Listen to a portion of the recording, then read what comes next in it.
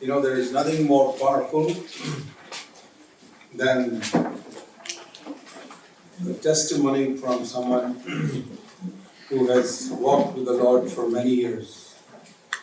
വർഷം ദൈവത്തോടു കൂടി നടന്ന ഒരാളുടെ സാക്ഷ്യത്തെക്കാൾ ശക്തമേറിയ ഒരു സന്ദേശം ക്രിസ്തീയ ജീവിതത്തിലില്ല. There are so many things written in the New Testament that we wonder, is this all possible to live according to this standard? അനേക കാര്യങ്ങൾ പുതിയ നിയമത്തിൽ എഴുതിയിട്ടുണ്ട്. പലപ്പോഴും നാം അതിശയിച്ചു പോകും, ഇങ്ങനെ ഈ വിധത്തിലുള്ള ഒരു നിലവാരത്തിൽ ക്രിസ്തീയ ജീവിതം സാധ്യമാണോ? And most people say no. അനേകരും പറയും ഇത് സാധ്യമല്ല. And they say if anybody is claiming to live by this standard, he must be telling a lie. ചിലർ പറയും, ഇങ്ങനെ ഇത്ര ഒരു ഉന്നത നിലവാരത്തിൽ ജീവിക്കാമെന്ന് ആരെങ്കിലും പറയുന്നെങ്കിൽ അവർ പോസ്റ്റ് പറയുകയാണെന്ന് ചിലർ പറയും. Because we don't know his private life, maybe pretending that he's living according to this standard. കാരണം അദ്ദേഹത്തിന്റെ രഹസ്യ ജീവിതം എങ്ങനെയാണെന്ന് നമുക്ക് അറിയില്ല. ഒരുപക്ഷെ അദ്ദേഹം അഭിനയിക്കായിരിക്കും അങ്ങനെ ജീവിക്കുന്നുവെന്ന്. The Apostle John was the last surviving of Jesus' 12 apostles. കർത്താവിന്റെ ശിഷ്യന്മാരിൽ ഏറ്റവും ദീർഘകാലം ജീവിച്ചിരുന്ന അപ്പോസ്തലൻ യോഹന്നാൻ അപ്പോസ്തലനാണ്. As far as we know, he was about 95 years old when he wrote first letter of John. നമ്മുടെ അറിവ് ശരിയാണെങ്കിൽ ഏകദേശം 95 വയസ്സ് പ്രായമുള്ളപ്പോഴാണ് യോഹന്നാൻ അപ്പോസ്തലൻ യോഹന്നാന്റെ ലേഖനം എഴുതുന്നത്. He was the youngest of all the 12 apostles. കർത്താവിന്റെ 12 ശിഷ്യന്മാരിൽ ഏറ്റവും പ്രായം കുറഞ്ഞ വ്യക്തിയും യോഹന്നാൻ തന്നെയായിരുന്നു. He may have been only about 27 years old when Jesus called him. യേശു യോഹന്നാനെ വിളിക്കുമ്പോൾ ഏകദേശം 27 വയസ്സ് മാത്രം പ്രായമുണ്ടായിരുന്നു യോഹന്നാൻ. On the day of Pentecost, he would have been 30 years old.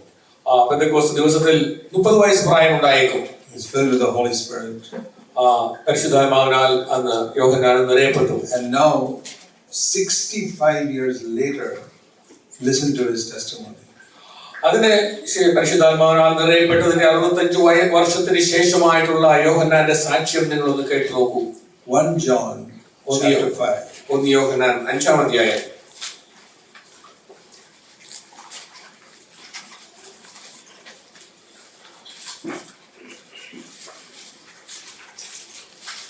This verse 5, chapter 5, verse 3. അതിന്റെ 3-ാമത്തെ വാക്യം. This is the love of God, that we keep his commandments, and his commandments are not a burden. അവന്റെ കൽപ്പനകളെ പ്രമാണിക്കുന്നതല്ലോ ദൈവത്തോടുള്ള സ്നേഹം. അവന്റെ കൽപ്പനകൾ ഭാരമുള്ളവയല്ല. Throughout the New Testament, you see there is only one proof that you love God. പുതിയ നിയമത്തിലുടനീളം നാം നോക്കിയാൽ നാം ദൈവത്തെ സ്നേഹിക്കുന്നു എന്നുള്ളതിന്റെ വ്യക്തമായ അടയാളം ഒന്ന് മാത്രമാണ്. It's easy to say, I love Jesus, I love God. ദൈവത്തെ സ്നേഹിക്കുന്നു എന്ന് പറയുവാൻ വളരെ എളുപ്പമാണ്. But Jesus said, if you love me, keep my commandments. യേശു പറഞ്ഞു, നിങ്ങൾ എന്നെ സ്നേഹിക്കുന്നുവെങ്കിൽ നിങ്ങൾ എന്റെ കൽപ്പനകൾ പ്രമാണിക്കണം. There is only one and only one proof that I love God. ഞാൻ ദൈവത്തെ സ്നേഹിക്കുന്നു എന്നുള്ളതിന്റെ വ്യക്തമായ ഒരേ ഒരു അടയാളം അത് തന്നെയാണ്. That whatever I know is his commandment, I keep it. അവന്റെ കൽപ്പനകളെന്ന് എനിക്ക് ബോധ്യമുള്ള എല്ലാം ഞാൻ പ്രമാണിക്കുന്നു എന്നുള്ളതാണ് അവനെ സ്നേഹിക്കുന്നു എന്നുള്ളതിന്റെ അടയാളം. So why do we study the Bible? എന്തിനാണ് നാം വേദപുസ്തകം പഠിക്കുന്നത്? A real disciple of Jesus studies the Bible to find out what the commandments are. ഒരു കർത്താവിന്റെ യഥാർത്ഥ ശിഷ്യൻ വേദപുസ്തകം പഠിക്കുന്നത് ദൈവത്തിന്റെ കൽപ്പനകൾ എന്താണ് എന്ന് അറിയുവാനും അനുസരിക്കുവാനും വേണ്ടിയാണ്. There are many reasons why people read the Bible. വേദപുസ്തകം പല കാരണത്താൽ പഠിക്കുന്നവരുണ്ട്. I think many Christians read it to ease their conscience. Okay, I read the Bible today. അനേക ക്രിസ്ത്യാനികളും തങ്ങളുടെ മനസാക്ഷിക്ക് തൃപ്തി വരുത്തുവാൻ വേണ്ടി താൻ ഒരു കടമ നിർവഹിച്ചു എന്നുള്ള രീതിയിൽ ഞാൻ ഇന്ന് ബൈബിൾ വായിച്ചു എന്ന് സമാധാനിക്കുവാൻ വേണ്ടിയാണ് പലരും വായിക്കുന്നത്. That's better than nothing, but that's not the best way to read the Bible. തീരെ വായിക്കാതിരിക്കുന്നത് നല്ലത്, അങ്ങനെ വായിക്കുന്നതാണ്, പക്ഷെ അതല്ല ഏറ്റവും നല്ലത്. Some people read the Bible just to ease their conscience. അനേകരും വേദപുസ്തകം വായിക്കുന്നത് അവരുടെ മനസാക്ഷിയെ ബോധ്യപ്പെടുത്തുവാൻ വേണ്ടിയാണ്. Or some superstition that if I don't read it, some bad danger may happen to me. അല്ലെങ്കിൽ ചില അന്ധവിശ്വാസങ്ങളൊക്കെ ഉള്ളവരുണ്ട്. ഞാൻ ഇന്ന് വേദപുസ്തകം വായിച്ചതിൽ എനിക്ക് എന്തെങ്കിലും ദോഷമായി സംഭവിക്കും. Then there are preachers who study the Bible to prepare sermons. എന്നാൽ ദൈവവചനം പ്രസംഗിക്കുന്നവർ സാധാരണ ബൈബിൾ വായിക്കുന്നത് അവരെ പ്രസംഗത്തിന് വേണ്ടി തയ്യാറാകുവാൻ വേണ്ടിയാണ്. That is also wrong. അതും ഒരു തെറ്റായ കാര്യമാണ്. A true disciple of Jesus reads the Bible to find out what are the commandments here that I have not obeyed yet. ഒരു യഥാർത്ഥ കർത്താവിന്റെ ശിഷ്യൻ വേദപുസ്തകം പഠിക്കുന്നത് ദൈവത്തിന്റെ കൽപ്പനകൾ എന്തൊക്കെയാണ് ഉള്ളത്, ഞാൻ പ്രമാണിക്കേണ്ടത് ഏത് ആണ് എന്ന് അത് അറിയുവാനും അനുസരിക്കുവാനുമാണ്. It's like people digging some area where they heard that gold is being found. ചില ആൾക്കാരെ സ്വർണ്ണമുണ്ട് എന്നുള്ള അറിവ് കിട്ടിയിട്ട് ഭൂമി കുഴിച്ച് ഖനനം ചെയ്ത് സ്വർണം എടുക്കുന്നത് പോലെയാണ്.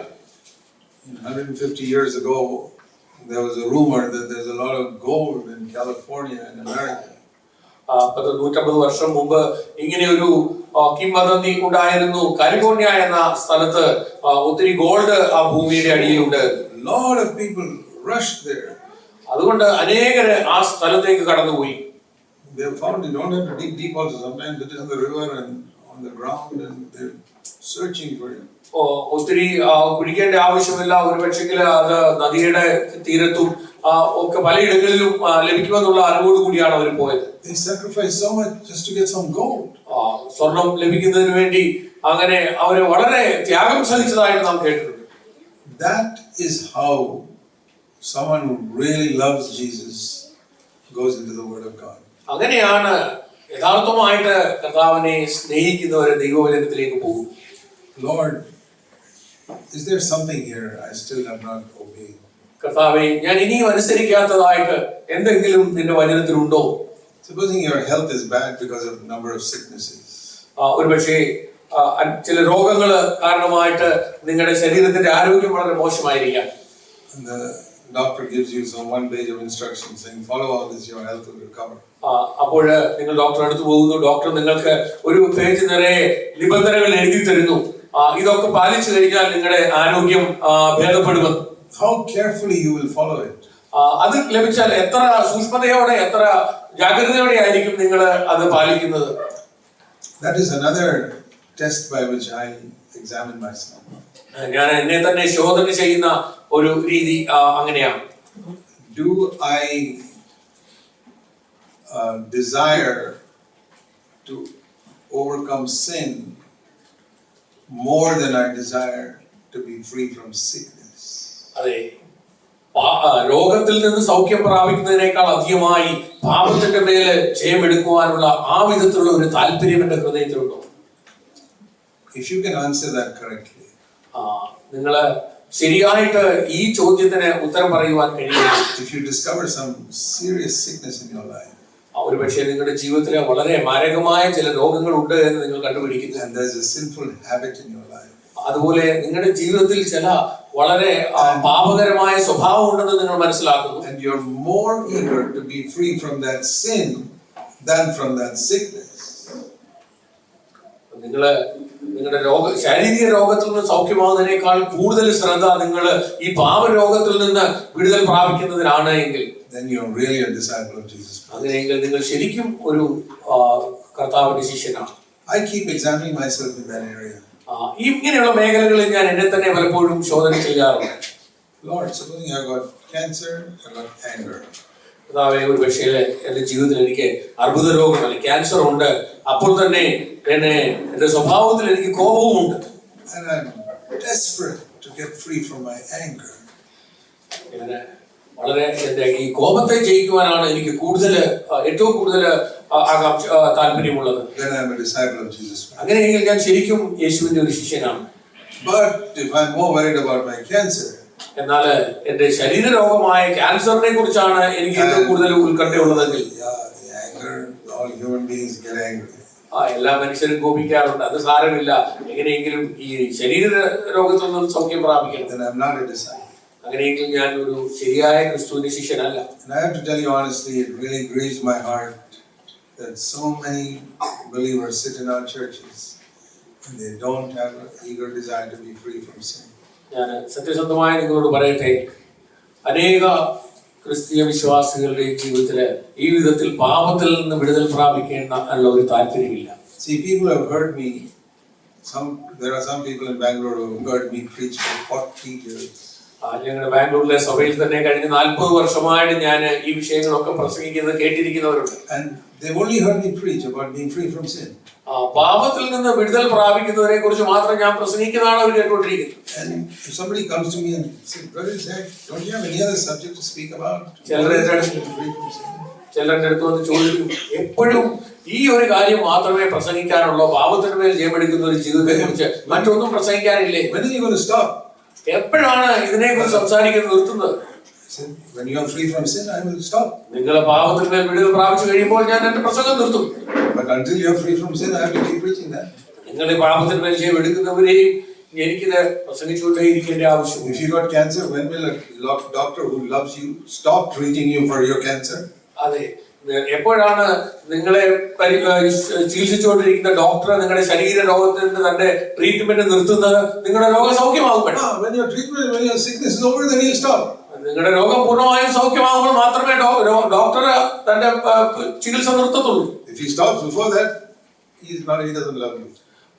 നിങ്ങൾ സുഖമാകുന്നതിന് മുമ്പ് തന്നെ ഡോക്ടർ തന്റെ ട്രീറ്റ്മെന്റ് നിർത്തുകയാണെങ്കിൽ ആ ഡോക്ടർ നിങ്ങളെ സ്നേഹിക്കുന്ന ആളല്ല. If I can get it into my head that sin is much worse than the worst sickness I can get. അതെ, ഇത് എന്റെ മസ്തിഷ്കത്തിലേക്ക് ഒന്ന് കയറ്റുവാൻ കഴിഞ്ഞാൽ അത് ശാരീരിക രോഗം അല്ല, പാപരോഗമാണ് ശാരീരിക രോഗത്തെക്കാൾ ഏറ്റവും ഭയാനകവും ഏറ്റവും ബുദ്ധിമുട്ടുള്ളതെന്ന് മനസ്സിലാക്കുക. If we can understand that that is the root cause of many of our other problems. നമ്മുടെ ജീവിതത്തിന്റെ മറ്റു പല പ്രശ്നങ്ങൾക്കും മൂല കാരണമായിരിക്കുന്നത് ഈ പാപം തന്നെയാണ് എന്നുള്ളത് നമുക്ക് മനസ്സിലാക്കുവാൻ കഴിഞ്ഞെങ്കിൽ. For example, ഉദാഹരണത്തിന്, most Christians that I have met don't have much joy in their life. ഞാൻ കണ്ടുമുട്ടിയ അനേക ക്രിസ്ത്യാനികളുടെ ജീവിതത്തിലും അവരുടെ ജീവിതത്തില് ഒരു ദൈവിക സന്തോഷമില്ല. A joy that is always there. എപ്പോഴും ഉണ്ടായിരിക്കേണ്ട ആ ദൈവിക സന്തോഷം. That means anytime you meet them, they are joyful people. എപ്പോ കണ്ടാലും അവര് സന്തുഷ്ടരായിരിക്കണം. Have you met Christians like that? അങ്ങനെയുള്ള ക്രിസ്ത്യാനികളെ നിങ്ങൾ കണ്ടിട്ടുണ്ടോ? That's been my great longing. അതാണ് എന്റെ ഹൃദയത്തിന്റെ ഏറ്റവും വലിയ ആഗ്രഹം. That my wife will always see me joyful every single day, no matter what happens or what doesn't happen. എന്റെ ജീവിതത്തിൽ എന്ത് തന്നെ സംഭവിച്ചാലും എന്റെ ഭാര്യ എന്നെ എപ്പോഴും ഞാൻ സന്തോഷമുള്ളവനായി കാണുന്നതാണ്. അതാണ് എന്റെ ഭാര്യ. Because it says, "Rejoice in the Lord always." ദൈവവചനത്തിൽ പറയുന്നു, കർത്താവിൽ എപ്പോഴും സന്തോഷിപ്പീൻ. I want to be a Christian like that. അങ്ങനെയുള്ള ഒരു ക്രിസ്ത്യാനി ആയിരിക്കാൻ ഞാൻ ആഗ്രഹിക്കുന്നു. I had a great longing for that for many years. അനേക വർഷങ്ങളായിട്ട് ഇങ്ങനെയുള്ള ഒരു വലിയ അഭിലാഷം എനിക്ക്. It was not true in the early part of my Christian life. എന്നാൽ എന്റെ ക്രിസ്തീയ ജീവിതത്തിന്റെ ആരംഭ നാളുകളിൽ അത് ഒരു യാഥാർത്ഥ്യമായിരുന്നില്ല. I would be so discouraged and gloomy. ഞാനും വളരെ നിരാശപ്പെട്ടവനും വളരെ അധോമുഖനും ഒക്കെ ആയിരുന്നു. What a poor testimony that is for Christ to be a gloomy, discouraged Christian. കർത്താവിനെ സംബന്ധിച്ച് അത് എത്ര മോശമായ ഒരു സാക്ഷ്യമാണ് നിരാശിതനായ അധോമുഖനായ ഒരു ക്രിസ്ത്യാനിയായി ജീവിക്കുക എന്നുള്ളത്. Supposing a gloomy, discouraged Christian tries to witness to somebody else about Christ. ഒരുപക്ഷെ സന്തോഷമില്ലാത്ത ഒരു നിരാശയിൽ ജീവിക്കുന്ന ഒരു ക്രിസ്ത്യാനി കർത്താവിനെ കുറിച്ച് മറ്റുള്ളവരോട് സാക്ഷിച്ചാൽ അതെങ്ങനെയിരിക്കും? Would you like to receive Christ? ഇങ്ങനെ ഞാൻ ഈ അവസ്ഥയിലായിരിക്കുമ്പോൾ ക്രിസ്തുവിനെ സ്വീകരിക്കാൻ നിനക്ക് താല്പര്യമുണ്ടോ എന്ന് മറ്റൊരാളോട് ചോദിച്ചാൽ എങ്ങനെയിരിക്കും? He looks at your face and says, "No, thank you. I've got enough problems already."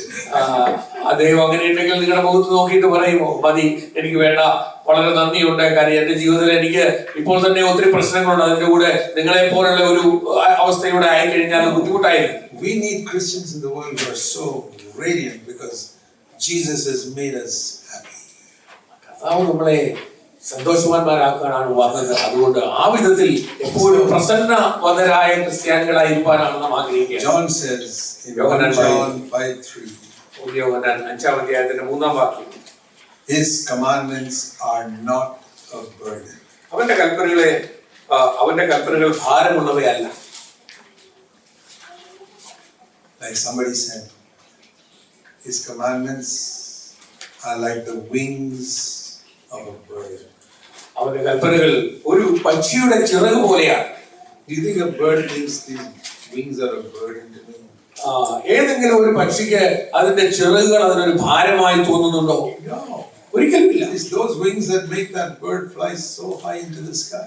ആ ചിറകുകളാണ് വളരെ ഉയരങ്ങളിലേക്ക് പറക്കുവാൻ തക്കവണ്ണം ആ പക്ഷിയെ സഹായിക്കുന്നത്. And that's what John the Apostle found in 65 years.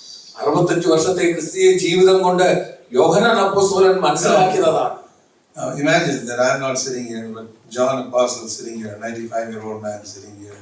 ഒരു പക്ഷേ ഇവിടെ ഇരിക്കുന്നത് ഞാനല്ല, 95 വയസ്സ് പ്രായമായ യോഹന്നാൻ അപ്പോസ്തലനാണ് ഇവിടെ ഇരിക്കുന്നത്. നിങ്ങളൊന്ന് ചിന്തിച്ചു നോക്കുക. And he says, brothers, believe me, I'm telling you from my life, God's commands are of joy, not a burden. അദ്ദേഹം ഇങ്ങനെ നിങ്ങളോട് പറയുകയാണ്, സഹോദരന്മാരെ കേൾക്ക്, ഞാൻ പറയുന്നത് ആശ്ചര്യമല്ല, അവന്റെ കൽപ്പനകളെ പ്രമാണിക്കുന്നത്, ഞാൻ എന്റെ ജീവിതത്തിന്റെ അനുഭവത്തിൽ നിന്ന് പറയുകയാണ്, കൽപ്പനകളെ പ്രമാണിക്കുന്നത് ഭാരമല്ല. For 65 years from the time on the day of Pentecost, I got filled with the Holy Spirit. ഞാൻ പെന്തക്കോസ്ത് ദിവസത്തിൽ പരിശുദ്ധാത്മാവ് പ്രാപിച്ചതിന് ശേഷം 65 വർഷത്തെ ജീവിതത്തിന്റെ വെളിച്ചത്തിലാണ് നിങ്ങളോട് പറയുന്നത്.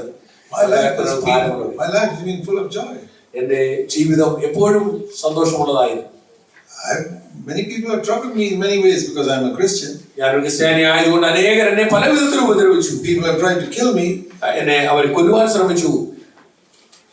There is a story that John was once put in a pot of boiling oil. തിളയ്ക്കുന്ന എണ്ണയ്ക്കകത്ത് യോഹന്നാനെ ഒരിക്കൽ ഇട്ടു എന്നുള്ള ആ ഒരു ചരിത്രകഥ പറയുന്നു. That is in history. അത് ചരിത്രത്തിലുള്ളതാണ്. But nothing happened to him. പക്ഷെ എന്നിട്ടും യോഹന്നാനൊന്നും പറ്റിയില്ല. And that's what disturbed the king.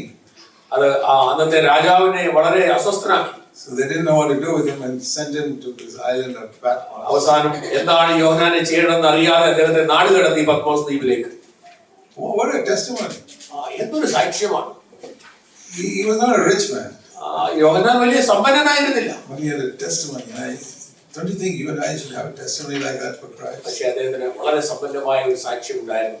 നമുക്കും ഈ വിധത്തിൽ ഒരു സാക്ഷ്യം ഉണ്ടായിരിക്കുക എത്ര നല്ലതല്ല. What is the secret of God filling us with joy? എന്താണ് ദൈവം സന്തോഷം കൊണ്ട് നമ്മളെ നിറയ്ക്കുക? അതിന്റെ രഹസ്യം എന്താണ്? See, there is a joy in this world which is temporary. ഈ ലോകം തരുന്ന ഒരു സന്തോഷമുണ്ട്, അത് താൽക്കാലികമാണ്. You get a promotion or you make some money, there's some joy. ഒരുപക്ഷേ നിങ്ങളുടെ ജോലിയിൽ നിങ്ങൾക്ക് ഒരു സ്ഥാനക്കയറ്റം കിട്ടുന്നു, അല്ലെങ്കിൽ നിങ്ങൾക്ക് കുറച്ച് പണം കിട്ടുന്നു, അതൊക്കെ താൽക്കാലിക സന്തോഷമാണ്. But then it goes away also if you lose that money or you lose that job. ആ പണം നിങ്ങൾക്ക് എങ്ങനെയും നഷ്ടമായാലും നിങ്ങൾക്ക് ഭയങ്കര സങ്കടമാണ്. But the real eternal joy is something God can give us. എന്നാൽ ദൈവം തരുന്ന ആ നിത്യ സന്തോഷം ഒരിക്കൽ ദൈവം തന്നാല്.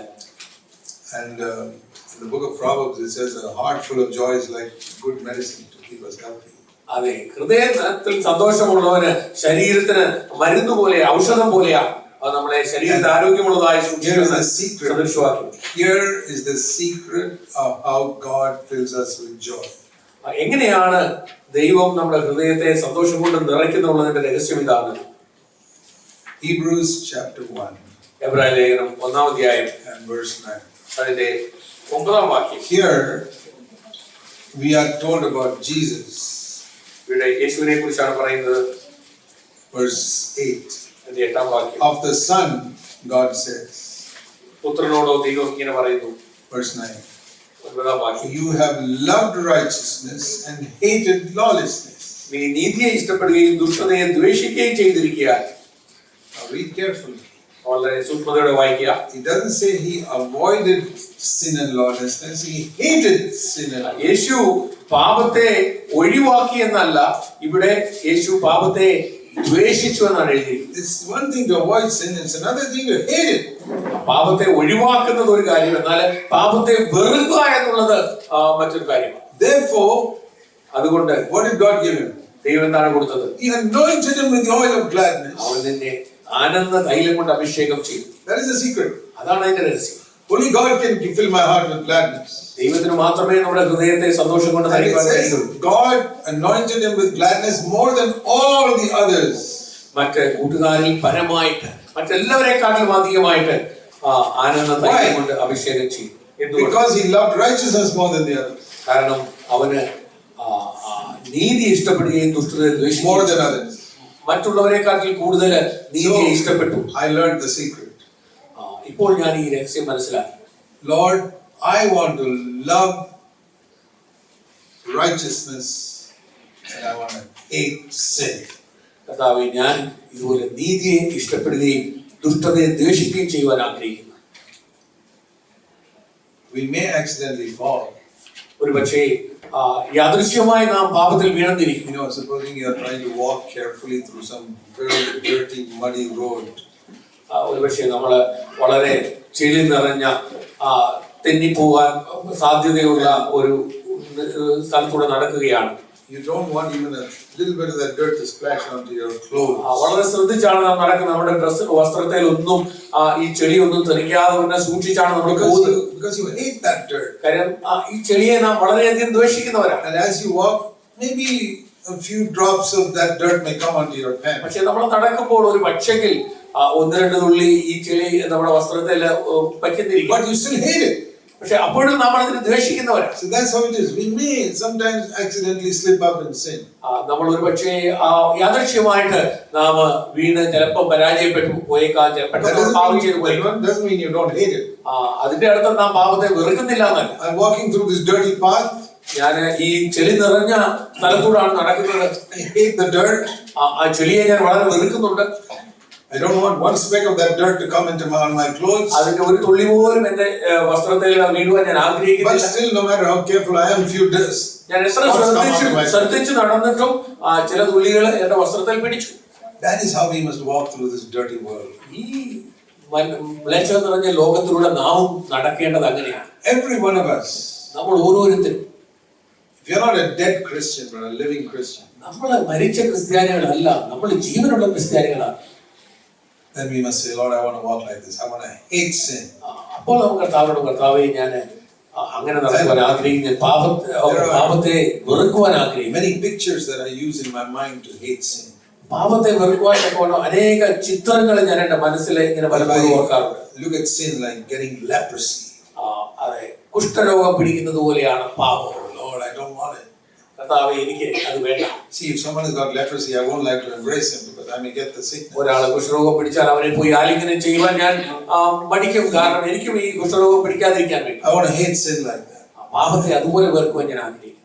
I want to be very careful when I walk in this world because all this dirt, I don't want it to come onto my clothes. അതെ, ഈ ലോകത്തിലൂടെ നടക്കുമ്പോൾ ഇത്ര ശ്രദ്ധിച്ച് നടക്കുവാൻ ഞാൻ ആഗ്രഹിക്കുന്നു. കാര്യം ഈ മാലിന്യങ്ങളൊന്നും എന്റെ വസ്ത്രത്തിൽ പറ്റുവാൻ ഞാൻ ആഗ്രഹിക്കുന്നു. These are the pictures I use in my mind. എന്റെ മനസ്സിലെ ഞാൻ കാണുന്ന ചിത്രങ്ങൾ ഇങ്ങനെയൊക്കെയാണ്. പാപത്തെ ഈ വിധത്തിൽ something filthy. അതെ, പാപം അത്ര മ്ലേച്ഛമായ ഒരു കാര്യമായിട്ട് കാണുവാൻ ഞാൻ ആഗ്രഹിക്കുന്നു. In the past I've been so foolish that I've not taken sin so seriously. കഴിഞ്ഞ കാലങ്ങളിൽ ഞാൻ വളരെ ഭോഷനായിരുന്നു. പാപത്തെ അതിന്റെ ആ ഗൗരവത്തോടെ കാഠിന്യത്തോടെ കാണുവാൻ എനിക്ക് കഴിഞ്ഞില്ല. And I used to pray like this. ഞാൻ ഇങ്ങനെ പ്രാർത്ഥിക്കാം.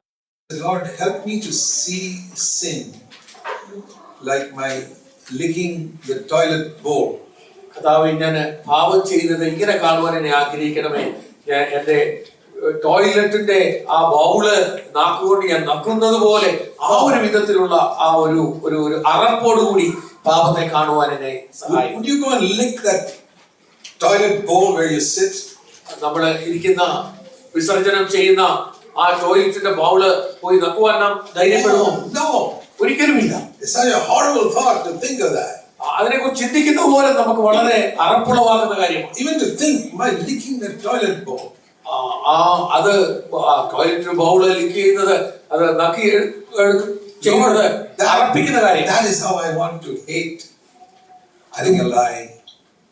അതുപോലെ പാപം ചെയ്യുന്നത്, കള്ളം പറയുന്നത്, hating somebody, മറ്റുള്ളവരെ വെറുക്കുന്നത്, not forgiving someone, മറ്റുള്ളവരോട് ക്ഷമിക്കാത്തത്, being jealous of someone, മറ്റുള്ളവരോട് അസൂയപ്പെടുന്നത്, being bitter against somebody, മറ്റുള്ളവരോട് കയ്പ് വെച്ച് പുലർത്തുന്നത്, complaining, പരാതിപ്പെടുന്നത്, murmuring about something, പിറുപിറുക്കുന്നത്, and complaining against my wife or complaining about the food. എന്റെ ഭാര്യയെ കുറിച്ച് പരാതി പറയുന്നത്, അല്ലെങ്കിൽ ഭക്ഷണത്തിനെതിരായിട്ട് പരാതി പറയുന്നത്. I want to see it like that. അങ്ങനെ കാണുവാൻ ഞാൻ ആഗ്രഹിക്കുന്നു. It's like licking the toilet bowl. അതെ, ഈ ടോയ്ലറ്റിന്റെ ബൗള് നക്കുന്നത് പോലെ. It's sin. അത് വലിയ പാപമാണ്. And when you begin to hate sin like that, അങ്ങനെ പാപത്തെ വെറുക്കുവാൻ നമ്മൾ ആരംഭിക്കുമ്പോൾ, I can tell you from my experience, എന്റെ അനുഭവത്തിൽ ഞാൻ നിങ്ങളോട് പറയട്ടെ, God anoints us with the oil of gladness. ദൈവം ഈ ആനന്ദ തൈലം കൊണ്ട് നമ്മളെ അഭിഷേകം ചെയ്യും. And the joy of the Lord is like medicine to the body. അതെ, ദൈവത്തിന്റെ സന്തോഷം നമ്മുടെ ശരീരത്തിന് ഔഷധം പോലെയാണ്. You will be healthy. നിങ്ങൾ കൂടുതൽ ആരോഗ്യവാനാകും. So this is how God wants His children to live. ഇങ്ങനെയാണ് ദൈവം തന്റെ മക്കൾ ജീവിക്കണമെന്ന് ആഗ്രഹിക്കുന്നത്. That when you are 95 years old, നിങ്ങൾ ഒരു 95 വയസ്സ് like the പ്രായമാകുമ്പോൾ Apostle John, യോഹന്നാൻ you അപ്പോസ്തലൻ will be able to tell others, മറ്റുള്ളവരോട് ഇങ്ങനെ യോഹന്നാനെ പോലെ നിങ്ങൾക്ക് പറയുവാൻ കഴിയണം. brothers, these commandments are not a burden. സഹോദരന്മാരെ, അവന്റെ കൽപ്പനകൾ ഭാരമുള്ളവയല്ല. They are like the wings of a bird. അത് ഒരു പക്ഷിയുടെ ചിറക് പോലെയാണ്. They're not a burden. അത് അതിനൊരു ഭാരമല്ല. Something that's lifted me up. അതാ ഈ പക്ഷിയെ ഉയരങ്ങളിൽ പറക്കുവാൻ സഹായിക്കും. If we understood this, we would really seek to go this way.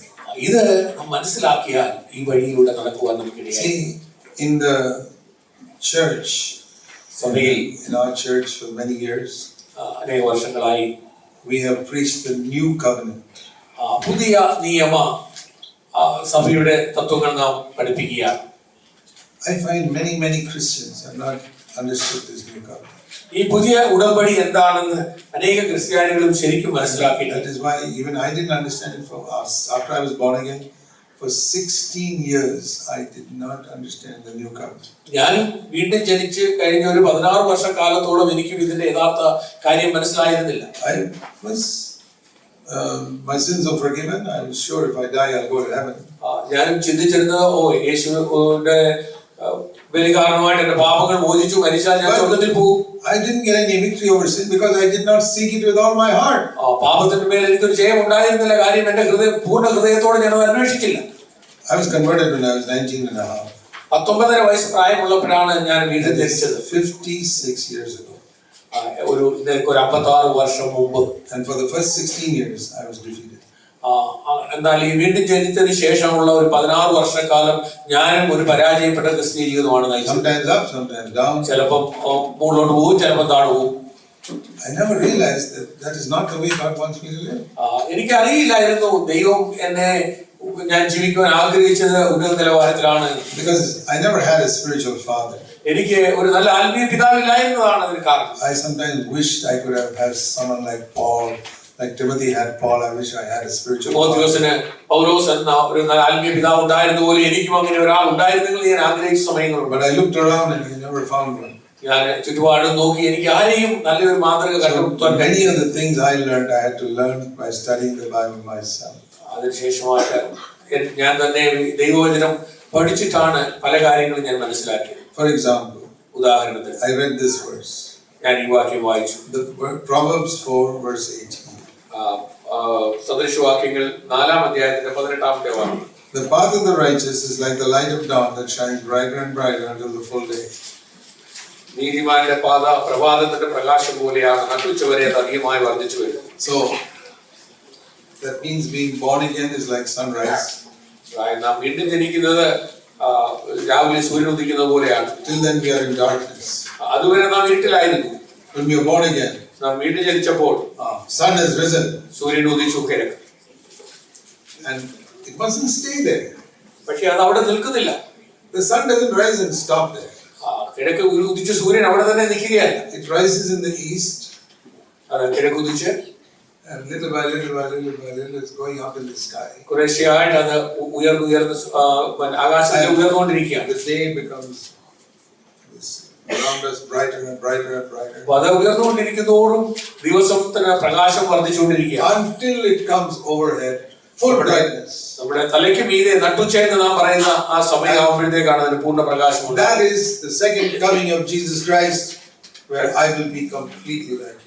നട്ടുച്ച എന്ന് പറയുന്നത് നമ്മുടെ കർത്താവിന്റെ രണ്ടാമത്തെ വരവാണ്. അപ്പോഴേക്ക് നാം അവനെ പോലെ പൂർണ്ണമായി ആയിരിക്കും. From new birth to the second coming of Christ. നാം വീണ്ടും ജനിക്കുന്നത് മുതൽ നമ്മുടെ രണ്ടാമത്തെ കർത്താവിന്റെ രണ്ടാമത്തെ വരവ് വരെ Our life must be like this, brighter, brighter, brighter, brighter, brighter, brighter. നമ്മുടെ ജീവിതം ഈ വിധത്തിൽ പ്രകാശം ഉള്ളതായി കൂടുതലായിട്ട് പ്രകാശം. The sun never backslides and goes back and up and down. സൂര്യൻ ഒരിക്കലും പുറകോട്ട് പോകുന്നില്ല, അല്ലെങ്കിൽ താഴോട്ടും മേലോട്ടും പോകുന്നു. So I discovered that it is never God's will that I should backslide even for one day. അപ്പോഴേ ഞാൻ ദൈവവചനത്തിൽ നിന്ന് പഠിച്ച ഒരു കാര്യമാണ്, ഒരു ദിവസം പോലും ഞാൻ അതുകൊണ്ട് പിന്നോട്ട് പോകാൻ പാടില്ല, പിന്മാറി പോകുവാൻ പാടില്ല. You see that in children in school. സ്കൂളിലെ കുഞ്ഞുങ്ങളുടെ വിദ്യാഭ്യാസമുള്ള ബന്ധം നമുക്കറിയാം. The child may remain in 4th standard for 2-3 years. 2-3 വർഷം ഒരു പക്ഷെങ്കിൽ പരാജയപ്പെട്ട ഒരു കുഞ്ഞ് 4ാം ക്ലാസ്സിൽ ഇരുന്നേക്കാം. But he won't go from 4th standard to 3rd standard. പക്ഷേ 4ാം ക്ലാസ്സിൽ നിന്ന് 3ാം ക്ലാസ്സിലേക്ക് കുഞ്ഞു പോകാറുണ്ട്. But some Christians are like that. പക്ഷെ ചില ക്രിസ്ത്യാനികൾ അങ്ങനെയാണ്. They have overcome some sin. അവര് ചില പാപങ്ങളെ മേൽ ജയം പ്രാപിച്ചു. 5 years later, you see them, they are defeated by the same sin. 5 വർഷത്തിന് ശേഷം അവര് അതേ നേരത്തെ പണ്ട് ജയിച്ച ആ പാപത്തെ പിന്നെയും പരാജയപ്പെട്ടതായിട്ട് കാണും. They've gone from 4th standard to 2nd standard. അവര് 4ാം ക്ലാസ്സിൽ നിന്ന് 2ാം ക്ലാസ്സിലേക്ക് പോയ അവസ്ഥയാണ്. Why is that? എന്തുകൊണ്ടാണ്? That's not God's will. അത് ദൈവത്തിന്റെ ഹിതമല്ല. We must believe God has got a plan that my life becomes brighter and brighter and brighter till Christ comes. നാം വിശ്വസിക്കേണ്ടിയിരിക്കുന്നു ദൈവത്തിന്റെ പദ്ധതി നമ്മുടെ ജീവിതത്തോടുള്ള ബന്ധത്തിൽ ഓരോ ദിവസം കഴിയുന്തോറും നാം കൂടുതൽ കൂടുതൽ പ്രകാശമുള്ളവരായി തീരണമെന്നാണ്. And there's one simple secret for this. ഇതിന്റെ വളരെ ലളിതമായ ഒരു രഹസ്യം. I'm not going to tell you 25 secrets, only one. 25 രഹസ്യങ്ങൾ നിങ്ങളോട് പറയാനൊന്നുമല്ല ഞാൻ പറയുന്നത്, ഒരേ ഒരു രഹസ്യം. Listen to this. ഇത് നിങ്ങൾ ശ്രദ്ധിക്കുക. If you will decide from today ഇന്നു മുതൽ നിങ്ങൾ ഒരു തീരുമാനം എടുക്കുക, that I am going to be more concerned about my inner life than my outward life. ഞാൻ ഇന്നു മുതൽ എന്റെ ആന്തരികമായ എന്റെ രഹസ്യ ജീവിതത്തെയാണ് എന്റെ ബാഹ്യ ജീവിതത്തെക്കാൾ കൂടുതൽ പ്രാധാന്യമായിട്ട് ഞാൻ കണക്കാക്കാൻ പോകുന്നു. In other words, മറ്റൊരു വിധത്തിൽ I'm going to be more concerned about what God can see in my life than what man can see in my life. ഞാൻ ഏറ്റവും കൂടുതൽ ശ്രദ്ധിക്കാൻ പോകുന്നത് ദൈവം എന്റെ ജീവിതത്തിൽ എന്ത് കാണുന്നു എന്നുള്ളതിനെ കുറിച്ചാണ്, അല്ലാതെ മറ്റു മനുഷ്യർ എന്റെ ജീവിതത്തിൽ എന്ത് കാണുന്നു എന്നുള്ളതിനേക്കാൾ ഉപരിയായി. I guarantee you will come into this life very quickly. ഞാൻ നിങ്ങൾക്ക് പൂർണ്ണ ഉറപ്പ് തരട്ടെ, ഈ വിധത്തിലുള്ള ഒരു മുന്നേറ്റ ജീവിതത്തിലേക്ക് വരുവാൻ നിങ്ങൾക്ക് കഴിയും. See, 1 Samuel 16 and verse 7 is a very important Old Testament verse. 1 ശമൂവേൽ 16-ാം അധ്യായത്തിന്റെ 7-ാം വാക്യം വളരെ പ്രാധാന്യം അർഹിക്കുന്ന ഒരു വാക്യമാണ്. The last part of verse 7. അതിന്റെ അവസാനത്തെ ഭാഗം. Man looks at the outward appearance, but the Lord looks at the heart. മനുഷ്യൻ പുറമേയുള്ളത് നോക്കുന്നു, യഹോവയോ ഹൃദയങ്ങളെ നോക്കുന്നു. Never forget that. ഒരിക്കലും മറക്കരുത്. Man sees the outside. മനുഷ്യൻ പുറമേയുള്ളത്, God sees the inside. ദൈവം ഹൃദയത്തെയാണ് നോക്കുന്നത്. If you live to please men, you'll just be careful about your outward testimony. നിങ്ങൾ മനുഷ്യരെ മാത്രം ആണ് നോക്കുന്നതെങ്കിൽ നിങ്ങളുടെ പുറമേയുള്ള ബാഹ്യമായ സാക്ഷ്യത്തെ ആയിരിക്കും നിങ്ങൾ കൂടുതൽ പ്രധാനമായിട്ട് കരുതുന്നത്. But if you are interested in pleasing God, എന്നാൽ ദൈവത്തെ പ്രസാദിപ്പിക്കാനാണ് നിങ്ങളുടെ താല്പര്യമെങ്കിൽ you will be more interested in your private life and inner life than your outward life. അങ്ങനെയെങ്കിൽ നിങ്ങളുടെ ആന്തരിക ജീവിതത്തെ, നിങ്ങളുടെ രഹസ്യ ജീവിതത്തെ ആയിരിക്കും നിങ്ങൾ നിങ്ങളുടെ ബാഹ്യ ജീവിതത്തെക്കാൾ അധികമായിട്ട് പ്രാധാന്യം കൽപ്പിക്കുന്നത്. So now let's stop for a moment. അപ്പൊ നമുക്ക് ഒരു നിമിഷം ഒന്ന് നിർത്താം And examine our life. നമ്മുടെ ജീവിതത്തെ നമുക്കൊന്ന് Right now, ഇപ്പൊ തന്നെ as you look at your life, നിങ്ങളുടെ ജീവിതത്തിലേക്ക് നിങ്ങൾ നോക്കുക. do you feel that you are more concerned about your inner purity or your outward testimony? നിങ്ങളുടെ ബാഹ്യമായിട്ടുള്ള സാക്ഷ്യത്തെ കുറിച്ചാണോ അതോ നിങ്ങളുടെ ആന്തരികമായിട്ടുള്ള ആത്മീയ ജീവിതത്തെ കുറിച്ചാണോ നിങ്ങൾ കൂടുതലായിട്ട് പ്രാധാന്യമായിട്ട് You കരുതുന്നത്? answer that to yourself. അത് നിങ്ങളോട് തന്നെ നിങ്ങൾ അതിന് ഉത്തരം പറയുക. Can you honestly say, I'm much more concerned about my inner life than what other people? നമുക്ക് സത്യസന്ധമായിട്ട് പറയുവാൻ കഴിയുമോ, ഞാൻ മറ്റുള്ളവർ കാണുന്ന എന്റെ ബാഹ്യ ജീവിതത്തെക്കാൾ അധികമായിട്ട് ഞാൻ എന്റെ ആന്തരിക ജീവിതത്തിനാണ് പ്രാധാന്യം കൽപ്പിക്കുന്നത്? Then you are on the right path. അങ്ങനെയെങ്കിൽ നിങ്ങൾ യഥാർത്ഥ ദിശയിലേക്കാണ് പോകുന്നത്. That is the narrow way that leads to life. അതാണ് ജീവനിലേക്ക് നടത്തുന്ന ആ ഇടുങ്ങിയ വഴി. Very few people walk it. വളരെ ചുരുക്കം പേര് മാത്രമാണ് ആ വഴിയിൽ നടക്കുന്നത്. Most people walk the broad way where they are interested in what do other people think about me. അതെ, അനേകര് ആ വിശാലമായ വഴിയിലാണ് നടക്കുന്നത്. ആ വിശാലമായ വഴിയാണ് മറ്റുള്ളവർ എന്നെ കുറിച്ച് എന്തു പറയുന്നു എന്നുള്ള വിഷയത്തിൽ മാത്രം ശ്രദ്ധിച്ച് ജീവിക്കുന്നത്. അനേക ക്രിസ്ത്യാനികളും അങ്ങനെയാണ് ജീവിക്കുന്നത്. മറ്റുള്ളവർ എന്നെ കുറിച്ച് എന്തു പറയും എന്ന് മാത്രം ചിന്തിച്ചുകൊണ്ട് ജീവിക്കുന്നു.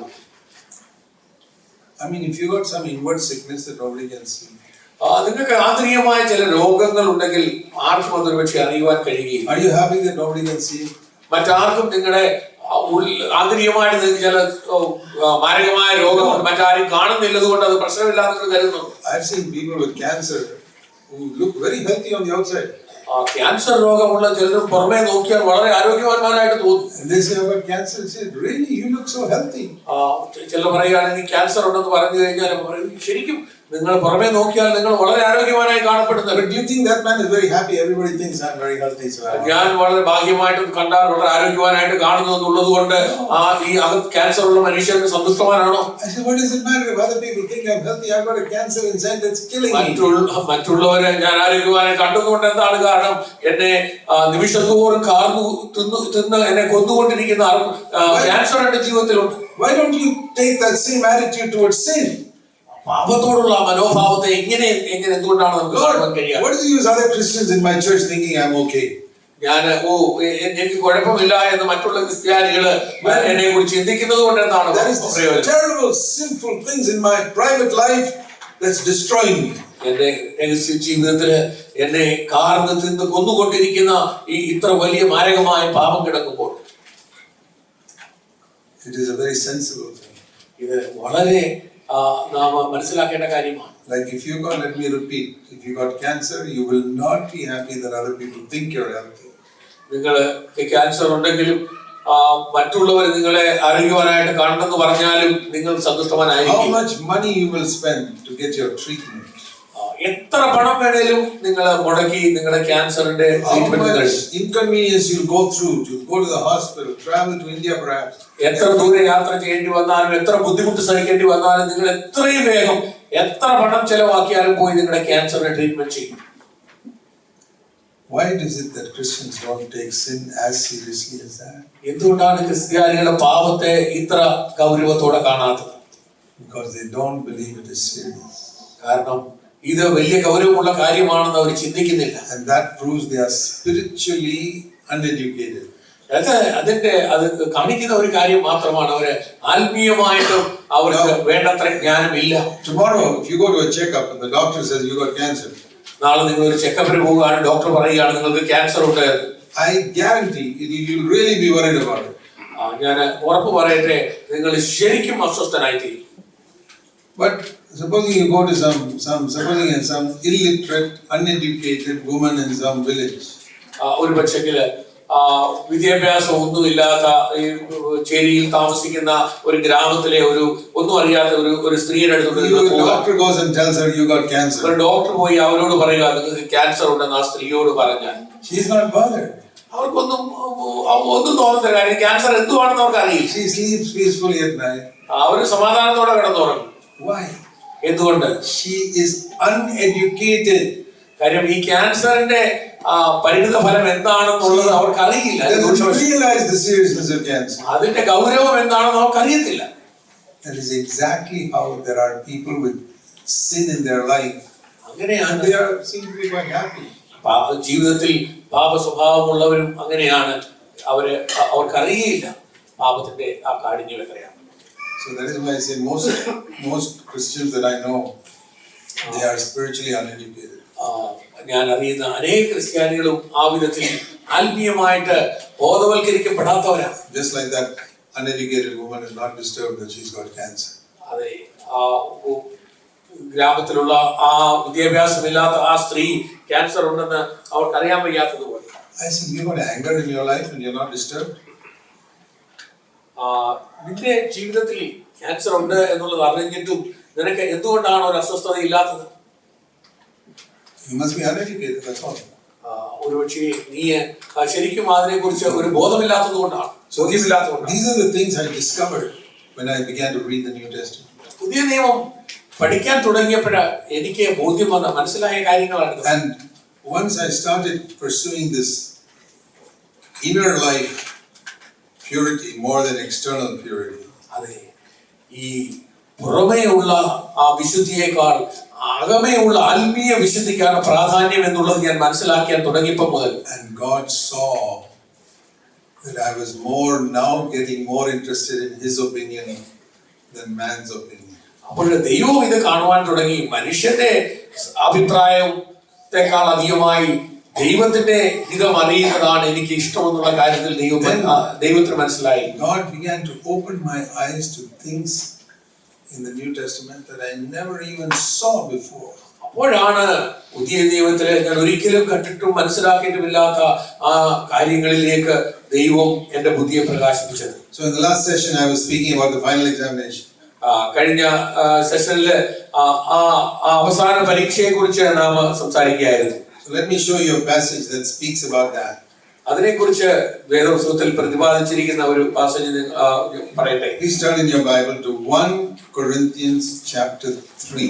1 കൊരിന്ത്യർ അതിന്റെ 3-ാം അധ്യായത്തിലേക്ക് നിങ്ങളുടെ ശ്രദ്ധ തിരിയട്ടെ. It says in verse 11, അതിന്റെ 11-ാം വാക്യം, no one can lay a foundation except Jesus Christ. യേശുക്രിസ്തു എന്ന ഇട്ടിരിക്കുന്ന അടിസ്ഥാനത്തിൽ അല്ലാതെ മറ്റൊന്ന് ഇടുവാൻ ആർക്കും കഴിയുകയില്ല. So that speaks about being born again. അത് നമ്മുടെ വീണ്ടും ജനനത്തെ കുറിച്ചാണ് പറയുന്നത്. I receive Christ as my Savior. There is no other foundation for the Christian life. ക്രിസ്തീയ ജീവിതത്തിലെ യേശുക്രിസ്തു അല്ലാതെ മറ്റൊരു അടിസ്ഥാനവുമില്ല. My good works is not the foundation. എന്റെ നല്ല പ്രവൃത്തികളൊന്നും ക്രിസ്തീയ ജീവിതത്തിന്റെ അടിസ്ഥാനമല്ല. My good works will not take me to heaven.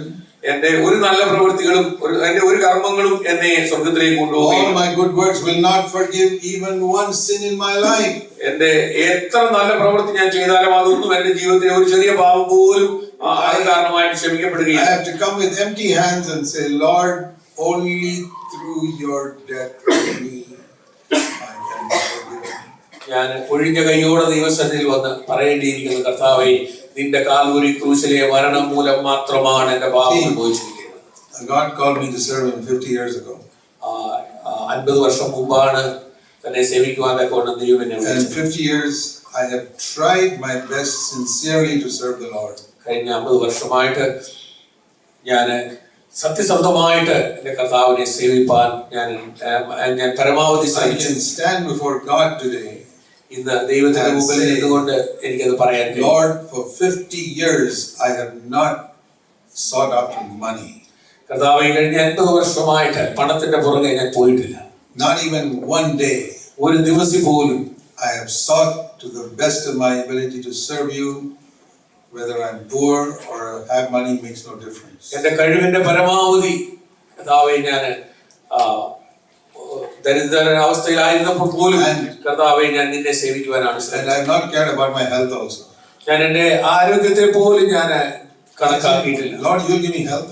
I want to serve you. കർത്താവേ, നീ എനിക്ക് ആരോഗ്യം തന്നു, ഞാൻ നിന്നെ സേവിക്കും. And now after 50 years, ഇപ്പോൾ 50 വർഷത്തിന് ശേഷം if I die and I stand before the Lord, I stand at the gate of heaven. ഞാൻ മരിച്ചാൽ ഞാൻ സ്വർഗ്ഗത്തിന്റെ കവാടത്തിന്റെ മുൻപിൽ നിന്നുകൊണ്ട് Angel asks me, what qualification do you have to come to heaven? സ്വർഗ്ഗത്തിലേക്ക് വരുവാനുള്ള നിന്റെ യോഗ്യത എന്താണ് എന്ന് ഒരു ദൂതൻ എന്നോട് ചോദിച്ചാൽ What will I say? എനിക്ക് എന്താണ് പറയാനുള്ളത്? 50 years I've served the Lord? 50 വർഷം ഞാൻ കർത്താവിനെ സേവിച്ചു എന്നുള്ളതാണോ? No, ഒരിക്കലുമല്ല. I can only say I'm a sinner, but Jesus died for me. എനിക്ക് പറയുവാൻ കഴിയുന്ന ഒന്ന് മാത്രമാണ്, ഞാൻ ഒരു പാപിയായിരുന്നു, യേശു എനിക്ക് വേണ്ടി മരിച്ചു. After 50 years of serving the Lord, that's all I can say.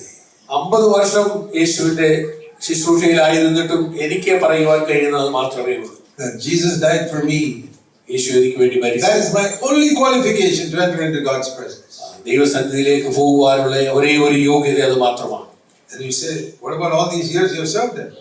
നീ ഈ കഴിഞ്ഞ വർഷങ്ങളൊക്കെ അവനെ സേവിച്ചതോ? That is just saying thank you to the Lord for dying for me, that's all. അത് എനിക്ക് വേണ്ടി മരിച്ചതിന് നന്ദി പറയുക മാത്രമായിരുന്നു. I had a pretty serious accident about when I was riding my moped, two-wheel moped in India about 22 years ago. 22 വർഷം മുമ്പ് ഞാൻ എന്റെ 2 വീലർ സ്കൂട്ടർ മോപ്പഡ് ഓടിച്ച സമയത്ത് എനിക്കൊരു അപകടം ഉണ്ടായി. I was going past a level crossing, railway level crossing. ഞാൻ ഒരു റെയിൽവേ ലെവൽ ക്രോസിംഗ് ക്രോസ് ചെയ്യുകയാണ്. That man, some new man was there operating it. അവിടെ ഉണ്ടായിരുന്ന ആ ഗേറ്റ് കീപ്പർ ഒരു പുതിയ ആളായിരുന്നു. and there are two of these Barriers. bars, and he lifted one, and he lifted both of them, and I was going through. ആ രണ്ട് barrier ഉണ്ടായിരുന്നു അവിടെ. അതിൽ ഒന്ന് അവൻ തുറന്നു, ഞാൻ And he അതുകൊണ്ട് opened the other one also. Both were open. മറ്റേതും മറ്റേ സൈഡിലുള്ളതും തുറന്നിരുന്നു. ഞാൻ ഇങ്ങനെ പോവുകയാണ്. As I went through, he suddenly discovered some train is coming and lowered one of them. ഞാനിങ്ങനെ പോയപ്പോഴത്തേക്ക് പെട്ടെന്ന് ഒരു ട്രെയിൻ വരുന്നത് കണ്ടിട്ട് അതിൽ ഒന്ന് അദ്ദേഹം അടച്ചു. Because he was not an experienced man. അദ്ദേഹത്തിന് വലിയ പരിചയമില്ലാത്ത ഒരാളായിരുന്നു. And I didn't even see it. I went and hit that barrier on my chest and fell onto the railway line. ഞാൻ പെട്ടെന്ന് പോയി എന്റെ ചെസ്റ്റ് ഭാഗം ആ ബാരിയർ ഇടിച്ച് ഞാൻ റെയിൽവേയിലേക്ക് അവിടെ fell on my head and I didn't have a helmet. I got ഒരു ഹെൽമെറ്റ് ധരിച്ചിരുന്നില്ല, അതുകൊണ്ട് എന്റെ തലയ്ക്ക് ക്ഷതമേറ്റ് ഞാൻ അവിടെ വീണു. and I was unconscious. ഞാൻ പെട്ടെന്ന് ബോധാവസ്ഥയിലായി. I still today don't know how long I lay there. അവിടെ എത്ര നേരം കിടന്നു എന്നുള്ളത് ഇന്നുവരെ എനിക്കറിയില്ല. When I came to my consciousness, I was standing on my feet and my moped was parked there by somebody and the barrier was closed. എനിക്ക് ബോധം വന്നപ്പോൾ ഞാൻ എന്റെ രണ്ട് കാലിൽ എഴുന്നേറ്റ് നിൽക്കുകയാണ്. സൈഡിൽ പാർക്ക് ചെയ്തിട്ടുണ്ട്. ബാരിയർ അങ്ങനെ ക്ലോസ് ആയിട്ട് നിൽക്കുന്നു. Few minutes I was unconscious. ചില നിമിഷങ്ങളിൽ ഞാൻ അബോധാവസ്ഥയിലായി. I could have died. എനിക്ക് മരിച്ചു പോകാമായിരുന്നു. This is 1993. 1993 നടന്ന സംഭവമാണ്. And you know what I said to the Lord when I woke up? ഞാൻ ഉണർന്നപ്പോൾ എന്താണ് കർത്താവിനോട് പറഞ്ഞതെന്ന് അറിയാമോ? I said, Lord, I have not finished saying thank you to you for dying for me. കർത്താവേ, ഇതുവരെയും എനിക്ക് വേണ്ടി നീ മരിച്ചതിന് നന്ദി പറഞ്ഞ് കഴിഞ്ഞിട്ടില്ല. Give me some more years. എനിക്ക് കുറച്ച് വർഷങ്ങൾ കൂടി തരണം. At that time, I had served the Lord maybe 28 years. ഏകദേശം 28 വർഷത്തോളമേ ആ സമയത്തോളം ഞാൻ കർത്താവിന്റെ സേവയിലായിരുന്നു. That's not enough. I haven't finished saying thank you. ഞാൻ എനിക്ക് വേണ്ടി മരിച്ചത് ഞാൻ ഇതുവരെ നന്ദി പറഞ്ഞു തീർത്തിട്ടില്ല എന്ന് കർത്താവ്. I am so thankful. The Lord gave me 22 more years to serve. 22 വർഷം കൂടി പിന്നെയും ദൈവം എനിക്ക് തന്നത് ഞാൻ ദൈവത്തോട് നന്ദിയുള്ളവനാണ്. I hope He'll give me another 22 years. ഇനി ഒരു 22 വർഷം കൂടെ കർത്താവ് തരുമെന്ന് ഞാൻ പൂർണ്ണമായിട്ടും വിശ്വസിക്കുന്നു. I want to say thank you to Jesus. ഞാൻ കർത്താവിനോട് നന്ദി പറയാൻ ആഗ്രഹിക്കുന്നു. Do you know that all your service to God is like saying thank you, Lord, for dying for me? ദൈവത്തോടുള്ള എല്ലാ ദൈവത്തിന്റെ ശുശ്രൂഷയും കർത്താവിനോട് നമ്മുടെ നന്ദി പ്രകാശിപ്പിക്കുകയാണ്. എനിക്ക് വേണ്ടി മരിച്ചതിനുള്ള നന്ദി. I find Christians sometimes they are so miserly when they want to give some money for God to God. ക്രിസ്ത്യാനികള് പലരും വളരെ ലുബ്ധരാണ് ദൈവത്തിന്റെ വേലയ്ക്കോ ദൈവത്തിനോ വേണ്ടി അല്പം പണം കൊടുക്കുന്ന കാര്യത്തിൽ. Let me ask you something. ഞാൻ നിങ്ങളോട് കാര്യം ചോദിക്കട്ടെ. Supposing it is your wife's birthday, you want to get her a gift. ഒരു പക്ഷേ നിങ്ങളുടെ ഭാര്യയുടെ ജന്മദിനമാണ്, അവൾക്ക് നല്ലൊരു സമ്മാനം വാങ്ങിച്ചു കൊടുക്കാൻ നിങ്ങൾ ആഗ്രഹിക്കുന്നു. And you go to the shop. നിങ്ങൾ ആ കടയിൽ പോവുകയാണ്. And you ask the person, which is the cheapest sari you can get? ആ കടയിലുള്ള ഏറ്റവും വില കുറഞ്ഞ സാരി ഏതാണ് നിങ്ങൾ ചോദിച്ചത്. Show me some really cheap, some 80 rupees or. ഏറ്റവും വില കുറഞ്ഞ 80 രൂപ വിലയുള്ള ഒരു sari. I know from that how much you love your wife. അതിൽ നിന്ന് എനിക്ക് മനസ്സിലാവും നിങ്ങളുടെ ഭാര്യയെ നിങ്ങൾ എത്രത്തോളം സ്നേഹിക്കുന്നുണ്ട്. It's very easy to find out. വളരെ എളുപ്പമാണത് കണ്ടുപിടിക്കാൻ. And when you give like that to the Lord, I also know how much you love the Lord also. ദൈവത്തിന് നിങ്ങൾ അങ്ങനെ കൊടുക്കുമ്പോൾ എനിക്കറിയാം നിങ്ങൾ ദൈവത്തെ എത്ര സ്നേഹിക്കുന്നു. When the Bible says God so loved that He also gave. വേദപുസ്തകം പറയുന്നത് ദൈവം ലോകത്തെ അത്രയധികം സ്നേഹിച്ചു, അതുകൊണ്ട് ദൈവവും തന്നു. What did He give? എന്താണ് ദൈവം തന്നത്? He didn't give some cheap thing. വില കുറഞ്ഞതൊന്നും അല്ല ദൈവം തന്നത്. He gave us the best that heaven had. സ്വർഗത്തിൽ ഉണ്ടായിരുന്ന ഏറ്റവും വിലയേറിയതാണ് ദൈവം തന്നത്. That is God's love. അതാണ് ദൈവത്തിന്റെ സ്നേഹം. I said, Lord, I want to respond to you in the same way. കർത്താവേ, നീ ചെയ്തതുപോലെ അങ്ങോട്ട് തിരിച്ചു തരുവാൻ ഞാൻ ആഗ്രഹിക്കുന്നു. And I can tell you today, my life is an extremely happy life. ഞാൻ നിങ്ങളോട് പറയട്ടെ, എന്റെ ജീവിതം തികച്ചും സന്തുഷ്ടമായ ഒരു I'm ജീവിതം. a very, very happy person. ഞാൻ വളരെ സന്തോഷവാനാണ്. And that is how God wants you to live. അങ്ങനെയാണ് നിങ്ങൾ ഓരോരുത്തരും ജീവിക്കുവാൻ ദൈവം ആഗ്രഹിക്കുന്നത്. Say, Lord, I love you and I want to give everything to you. കർത്താവേ, ഞാൻ നിന്നെ സ്നേഹിക്കുന്നു, ഞാൻ അതിനുകൊണ്ട് നിനക്ക് എല്ലാം ആഗ്രഹിക്കുന്നു. I'm not asking you to give up your job. നിങ്ങളുടെ ജോലി കളയണമെന്നൊന്നും ഞാൻ നിങ്ങളോട് പറയുന്നില്ല. I'm not asking you to go back to India and become a missionary or something. ഇവിടുത്തെ ജോലിയൊക്കെ കളഞ്ഞ് ഇന്ത്യയിൽ പോയി മിഷണറി വേല ചെയ്യണമെന്നൊന്നും അല്ല ഞാൻ നിങ്ങളോട് പറയുന്നത്. I'm saying wherever you are, say, Lord Jesus, you are first in my life. നിങ്ങൾ എവിടെയായിരുന്നാലും കർത്താവിനോട് പറയും, കർത്താവേ നീയാണ് എന്റെ ജീവിതത്തിൽ ഏറ്റവും വലിയത്. And I want to do everything to please you, morning till night. കർത്താവേ പ്രഭാതം മുതൽ പ്രദോഷം വരെ നിന്നെ പ്രസാദിപ്പിക്കുവാൻ മാത്രമാണ് എന്റെ ആഗ്രഹം. 1 Corinthians 3. 1 കൊരിന്ത്യർ 3-ാം അധ്യായം. Christ has become your savior. യേശു നമ്മുടെ രക്ഷിതാവാണ്. Verse 11, that's the foundation. അതാണ് നമ്മുടെ ക്രിസ്തീയ ജീവിതത്തിന്റെ അടിസ്ഥാനം. Now on this foundation, verse 12, you are building something. Every day you are building something. ആ അടിസ്ഥാനത്തിന്മേൽ ഓരോ ദിവസവും നമ്മൾ ചില പണി ചെയ്തുകൊണ്ടിരിക്കുകയാണ്. Haven't you seen in India, you see these houses slowly coming up, brick by brick, layer by layer. Houses are coming up, new houses. ഇന്ത്യയിലും ഇവിടെ construction നടക്കുന്നതൊക്കെ നമുക്കറിയാം. വീടിന്റെ പണി നടക്കുന്നിടത്ത് ഒരു കല്ലിന്റെ മേൽ കല്ല് വെച്ച് വീടിന്റെ പണി ഇങ്ങനെ പുരോഗമിച്ചുകൊണ്ടിരിക്കുന്നു. From the time you are born again, it's laying the foundation. നാം വീണ്ടും ജനിക്കുന്ന സമയം ആ ഫൗണ്ടേഷൻ മാത്രം തുടങ്ങിയതേ ഉള്ളൂ. Think of your life as building a house. നമ്മുടെ ജീവിതം നാം ഒരു വീട് പണിയുന്നത് പോലെയാണ്. And he says here, now he's not talking about bricks here. ഇവിടെ ഇഷ്ടികയെ കുറിച്ചല്ല പറയുന്നത്. He says there are two types of material with which you can build this house. ഈ വീട് പണിയുന്ന രണ്ട് വിധത്തിലുള്ള സാമഗ്രികളെ കുറിച്ചാണ് പറയുന്നത്. Verse 12. അതിന്റെ 12-ാം വാക്യം. You can build with gold and silver and precious stone. ഇവിടെ പൊന്ന്, വെള്ളി, വിലയേറിയ കല്ല്, or you can build with wood, hay and straw. അല്ലെങ്കിൽ മരം, പുല്ല്, വൈക്കോൽ. But whatever you build with, എന്തുകൊണ്ട് നമ്മൾ പണിതാലും one day when Christ comes back, കർത്താവ് വീണ്ടും വരുന്ന ആ ഒരു ദിവസത്തിൽ your work will be tested. നമ്മുടെ വർക്ക് ശോധന ചെയ്യപ്പെടും. Not the foundation. നമ്മുടെ അടിസ്ഥാനമല്ല ശോധന ചെയ്യുന്നത്, what you have built in your life. ഈ അടിസ്ഥാനത്തിന്മേൽ നാം പണിതത് എന്താണ് എന്നുള്ളതാണ് ശോധന ചെയ്യുന്നത്. Like God will put it in the fire. അത് ദൈവം തീയിലിടും. If it is wood, hay and straw, it will all be burnt up. അത് പുല്ലും മരവും വൈക്കോലുമാണെങ്കിൽ അത് മുഴുവനും കത്തിപ്പോകും. But if it is gold, silver and precious stones, it will remain. എന്നാൽ അത് സ്വർണവും വെള്ളിയും വിലയേറിയ കല്ലുമാണെങ്കിൽ അത് നിലനിൽക്കും. And this is a beautiful word in the last part of verse 13. The fire will test the quality of every man's work. ആ ദിവസം തന്നെ അത് തെളിവാക്കും. അത് തീയോടെ വെളിപ്പെട്ടു വരും. ഓരോരുത്തരുടെ പ്രവൃത്തി ഇന്ന വിധമെന്ന് തീ തന്നെ ശോധന ചെയ്യും. Not the quantity. നാം എത്ര വലിപ്പത്തിൽ പണിതു എന്നുള്ളതല്ല നോക്കുന്നത്. No. അതല്ല നോക്കുന്നത്. Huge quantity of wood. എത്ര വലിപ്പത്തിൽ നാം പണിതു എന്നുള്ളതല്ല നോക്കുന്നത്. Wood. തടി ഒത്തിരി, straw. വൈക്കോൽ burnt up. അതെല്ലാം കത്തിപ്പോകും. If there's a little bit of gold, എന്നാൽ അതില് അല്പമെങ്കിലും സ്വർണ്ണമുണ്ടെങ്കിൽ, precious stones, വിലയേറിയ കല്ല്, it remains. അത് നിലനിൽക്കും. So I'm telling you about your final examination. നിങ്ങളുടെ ആ വലിയ പരീക്ഷയെ കുറിച്ചാണ് ഞാൻ പറയുന്നത്. When you stand before the Lord, ദൈവത്തിന്റെ മുൻപാകെ നാം നിൽക്കാൻ പോകുന്ന ആ ദിവസത്തെ പരീക്ഷ. The quality of your life will be measured, not how many meetings you went to. നിങ്ങളുടെ ജീവിതത്തിന്റെ ഗുണമാണ് അവിടെ പരിശോധിക്കപ്പെടുന്നത്. Not how well you could sing. എത്ര നന്നായിട്ട് നിങ്ങൾക്ക് പാടുവാൻ കഴിയും. Not how many conferences you went to. നിങ്ങൾ എത്ര കോൺഫറൻസ് അറ്റൻഡ് ചെയ്യുന്നുള്ളതല്ല. The quality of your life. നിങ്ങളുടെ ജീവിതത്തിന്റെ ഗുണമേന്മ എത്രയുണ്ട് എന്നുള്ളതാണ്. Purity in your life. എത്രത്തോളം വിശുദ്ധി നിങ്ങളുടെ ജീവിതത്തിലുണ്ട് എന്നുള്ളതാണ്. This is the final examination. അതാണ് ആ വലിയ പരീക്ഷ. And what a joy it will be for you in that day when you see that you did not waste your life.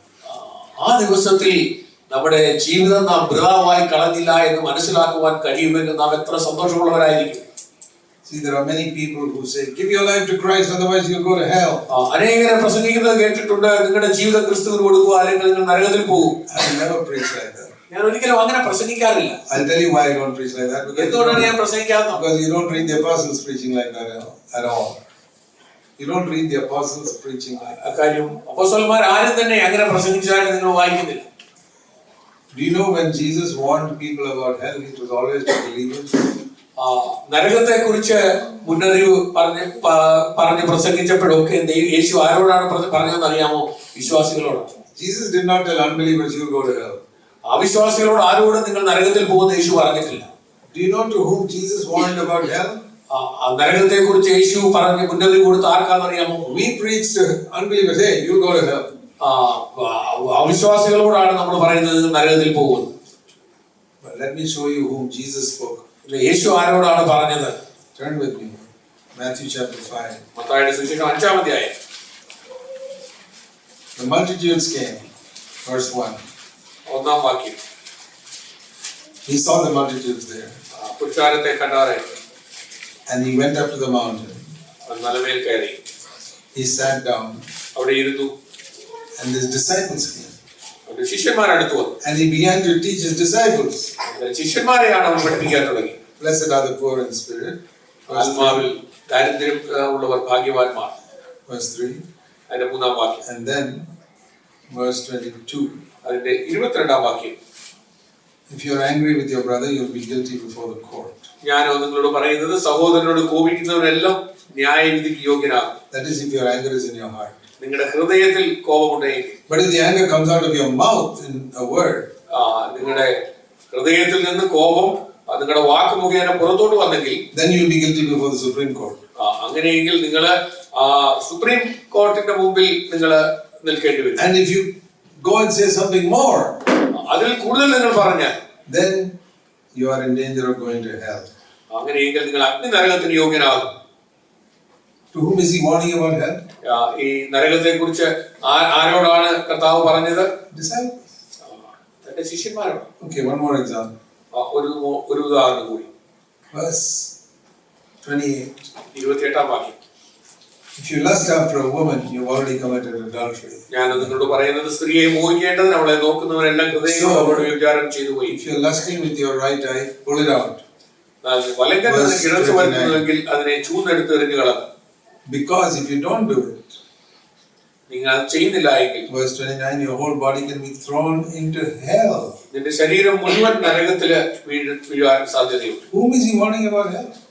ഈ നരകത്തെ കുറിച്ച് ആരോടാണ് യേശു വാണിംഗ് കൊടുക്കുന്നത്? Disciples. ശിഷ്യന്മാർക്കാണ്. We don't come to Jesus because we are afraid of going to hell. നാം നരകത്തിൽ പോകുമെന്ന് പേടിച്ചിട്ടൊന്നുമല്ല യേശുവിന്റെ അടുത്ത്. We live for Jesus because he loved us. നാം യേശുവിന് വേണ്ടി ജീവിക്കുന്നത് യേശു നമ്മളെ സ്നേഹിച്ചതുകൊണ്ടാണ്. It's very important that the motive with which we give ourselves to the Lord is right. എന്ത് ഉദ്ദേശത്തോടു കൂടിയാണ് നാം നമ്മെയും നമുക്കുള്ളതിനെയും യേശുവിന് കൊടുക്കുന്നത് എന്നുള്ളതിന്റെ അടിസ്ഥാനത്തിലാണ്. When we think of gold, silver, precious stones, or wood, hay and straw. അതെ, സ്വർണം, വെള്ളി, വിലയേറിയ കല്ല്, അതോ മരം, വൈക്കോൽ, പുല്ല് എന്നിവയാണോ? ഏത് മെറ്റീരിയൽ കൊണ്ടാണ് നാം പണി തുടങ്ങുന്നത്? What is it that makes the difference? എന്താണ് വ്യത്യാസം? It's written there, 1 Corinthians chapter 4. 1 കൊരിന്ത്യർ അതിന്റെ 4-ാം അധ്യായത്തിൽ അത് എഴുതിയിട്ടുണ്ട്. He's talking about this is the final examination, remember? ഈ അവസാന പരീക്ഷയെ കുറിച്ചാണ് അവിടെ എഴുതിയിരിക്കുന്നത്. Final judgment. അവസാനം ന്യായവിധി. Every man's work will be revealed, chapter 3, verse 13. 1 കൊരിന്ത്യർ 4-ാം അധ്യായം അതിന്റെ 13-ാമത്തെ വാക്യം. So that day will show whether it is good quality or bad quality. ആ ദിവസം അത് തെളിയിക്കും നല്ല ഗുണമുള്ളായിരുന്നോ ഇല്ലായിരുന്നോ എന്ന്. So therefore, chapter 4, verse 5. അതുകൊണ്ട് 4-ാം അധ്യായത്തിന്റെ 5-ാം വാക്യം. Don't pass judgment on other people now. അതുകൊണ്ട് ആരെയും ഇപ്പോൾ വിധിക്കരുത്. You know, when you judge other people, മറ്റുള്ളവരെ വിധിക്കുമ്പോൾ, it is like before the examination is over, you're taking the answer paper from the student and trying to get marks. അതെ, പരീക്ഷ എഴുതുന്നതിന് മുമ്പ് answer paper വാങ്ങിച്ച് mark ഇട്ട് കൊടുക്കുന്നത് പോലെയാണ് ഇപ്പോൾ നമ്മൾ വിധിക്കുന്നത്. No, examination is 1 hour time. പരീക്ഷ ഒരു മണിക്കൂർ സമയമുണ്ട്. And the student is writing the answer. ഈ വിദ്യാർത്ഥികൾ അതിന് പരീക്ഷ ഉത്തരം എഴുതിക്കൊണ്ടിരിക്കുന്നത്. Teacher doesn't take the paper after half an hour and say, okay, I'm going to mark it now. അരമണിക്കൂർ കഴിഞ്ഞപ്പോഴത്തേക്ക് ഈ ടീച്ചർ വന്നിട്ട് ഈ ആൻസർ പേപ്പർ എല്ലാം വാങ്ങിച്ചിട്ട് മാർക്ക് ഇടാൻ തുടങ്ങുന്നത് പോലെയാണ്. Judging people is like that. If you judge them now, മറ്റുള്ള മനുഷ്യരെ നമ്മൾ വിധിക്കുന്ന അതുപോലെയാണ്. What the Lord says is, wait till the examination time. അതെ, പരീക്ഷയുടെ സമയം വരെ കാത്തിരിക്കുക. Wait, the 1 hour is over. ഈ ഒരു മണിക്കൂർ തീരുന്നവരെ വരെ കാത്തിരിക്കുക. So don't judge now. അതുകൊണ്ട് ഇപ്പോൾ വിധിക്കരുത്. When Christ comes back, കർത്താവ് വീണ്ടും വരുമ്പോൾ, 1 Corinthians 4:5. 1 കൊരിന്ത്യർ 4-ാം അധ്യായം 5-ാം വാക്യം. Here is what will come in the final examination. ഇതാണ് അവസാന പരീക്ഷയിൽ വരുന്നത്. Two things. രണ്ട് കാര്യം. The things hidden in the darkness in your life. നിങ്ങളുടെ ഹൃദയത്തിൽ ഒളിഞ്ഞ് നിങ്ങളുടെ ഹൃദയത്തിന്റെ ഇരുട്ടിൽ ഇരിക്കുന്ന കാര്യം. And the motives of your heart. ഹൃദയത്തിന്റെ ആലോചനകൾ. So when you look at the hidden areas of your life, നിങ്ങളുടെ ഹൃദയത്തിന്റെ മറഞ്ഞിരിക്കുന്ന മേഖലകളിൽ and the motives of your heart, നിങ്ങളുടെ ഹൃദയത്തിന്റെ ആലോചനകൾ, you know yourself whether it is good, solid gold, silver, precious stones, or it is all cheap. നിങ്ങൾക്കറിയാം അത് സ്വർണവും വെള്ളിയും വിലയേറിയ കല്ലും പോലെയുള്ള കാര്യങ്ങളാണോ അതോ വെറും മരവും വൈക്കോലും പുല്ലും പോലെയുള്ളതാണോ? Do you live to please men or you live to please God? നിങ്ങൾ മനുഷ്യനെ പ്രസാദിപ്പിക്കാനാണോ അതോ ദൈവത്തെ പ്രസാദിപ്പിക്കാനാണോ ജീവിക്കുന്നതെന്ന് നിങ്ങൾക്കറിയാം. Now is the time to set it right. ഇപ്പോഴാണ് അത് ശരിയാക്കുവാനുള്ള സമയം. One of the prayers I prayed to the Lord is this. കർത്താവിനോട് ഞാൻ പ്രാർത്ഥിക്കാറുള്ള ഒരു പ്രാർത്ഥന ഇങ്ങനെയാണ്: Lord, don't tell me at the final day what you have not told me now. കർത്താവേ, ഇപ്പൊ നീ എന്നോട് പറയാത്ത ഒന്നും അന്ന് ആ അവസാന ദിവസത്തിൽ ന്യായവിധി ദിവസത്തിൽ എന്നോട് പറയരുത്. In the day of judgment, it's too late to tell me something. കർത്താവേ, ന്യായവിധി ദിവസത്തിൽ എന്നോട് എന്തെങ്കിലും പറഞ്ഞാൽ അത് വളരെ താമസിച്ചു പോകും. If something is wrong in my life, I want to know it now. കർത്താവേ, എന്റെ ജീവിതത്തിൽ എന്തെങ്കിലും പോരായ്മയുണ്ടെങ്കിൽ അത് ഇപ്പോഴെനിക്കറിയാം. I keep saying that. ഞാനത് അത് തന്നെ പറഞ്ഞു. Lord, whatever it is, some serious thing, tell me now. കർത്താവേ, എന്ത് തന്നെ എത്ര ഗൗരവമേറിയ വിഷയമാണെങ്കിലും ഇപ്പോഴെന്നോട് പറയാം. Like I go to a doctor and say, tell me, what does the scan report say? Is there some sickness in me? I want to know it now. ഞാൻ ഡോക്ടറെ അടുത്ത് പോയി ഇങ്ങനെ പറയുക, ഡോക്ടറെ എന്നോട് പറയുക എന്റെ ജീവിതത്തിൽ എന്താണ് പ്രശ്നമുള്ളത്, എന്റെ എന്ത് രോഗമാണ് എന്നിലുള്ളത് എന്നുള്ളത് വ്യക്തമായിട്ട് എന്നോട് പറയുക എന്ന് ഡോക്ടറോട് പറയുന്ന പോലെയാണ്. Don't try to hide it from me just to keep me happy. അത് എന്നിൽ നിന്ന് നീ അത് മറച്ചു വെക്കരുത്. Tell me the truth. എന്നോട് അത് സത്യം പറയണം. That's how I pray to the Lord also. അങ്ങനെയാണ് ഞാൻ ദൈവത്തോട് Tell me right now, Lord, what is wrong in my life? കർത്താവേ, ഇപ്പോൾ എന്നോട് പറയണമേ എന്റെ ജീവിതത്തിൽ I want to know it. ശരിയാകാത്ത കാര്യം എന്താണെന്നും. I don't want you to tell me in the last day. അവസാന ദിവസത്തിൽ പറയുവാൻ ഞാൻ ആഗ്രഹിക്കുന്നില്ല. I don't want to get any surprise in the last day. അവസാന ദിവസത്തില് ഒരു അതിശയമായി തീരുവാൻ ഞാൻ ആഗ്രഹിക്കുന്നില്ല. There's a beautiful verse in 1 Corinthians 11. 1 കൊരിന്ത്യർ 11-ാം അധ്യായത്തിലെ മനോഹരമായ ഒരു വാക്യം. Again speaking about the final day of judgment. അതും അന്ത്യന്യായവിധിയെ കുറിച്ചാണ് പറയുന്നത്. It says here, അവിടെ പറയുന്നു, verse 31. അതിന്റെ 31-ാം വാക്യം. If we judge ourselves rightly, we will not be judged.